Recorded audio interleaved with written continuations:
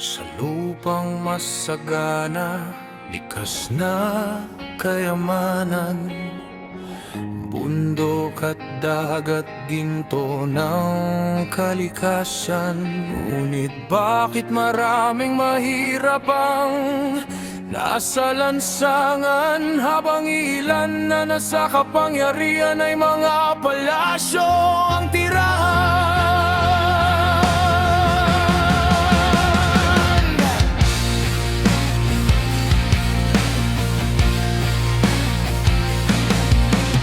Bawi sa dugo ng mga manggagawa, luha ng mga magsasaka, kinulimbat ng mga ganit at buwaya, bulsa'y pinalaki nila. Mga pangako sa entablado, mga papogi sa kamera, ngunit sa dilim ng gabi, bayan ang ninanakawan at pinapahirapan nila. Bangon bayan ko, huwag ka nang manahimik. Ang dugo ng lahi hindi dapat masayang. Sa lupang pinagpala, tayo'y nagugutom dahil sa ilang demonyo sa lipunan na walang bahid ng kabutihan.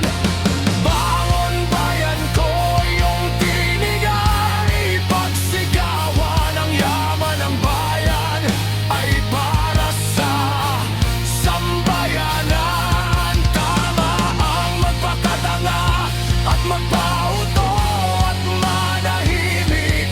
Panahon na upang gawin ang ating dangal at bigyan pag-asa ang mga kabataan.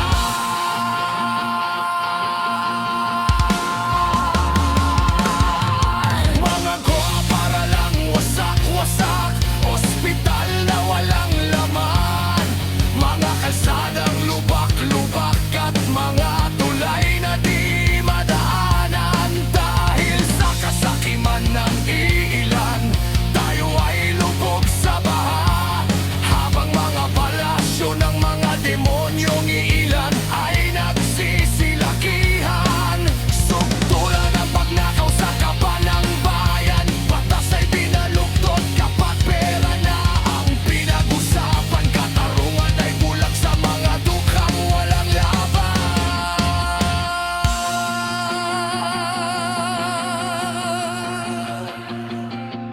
Tayo ay galit sa mga kawatan sa kaba ng bayan. Tayo ay galit sa kasakiman ng ilan na hindi na maturing na tao.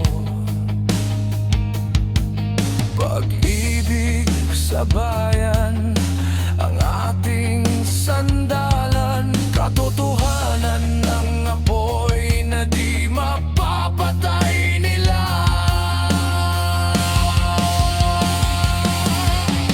Bangon bayan ko, oras na ng pagbabago.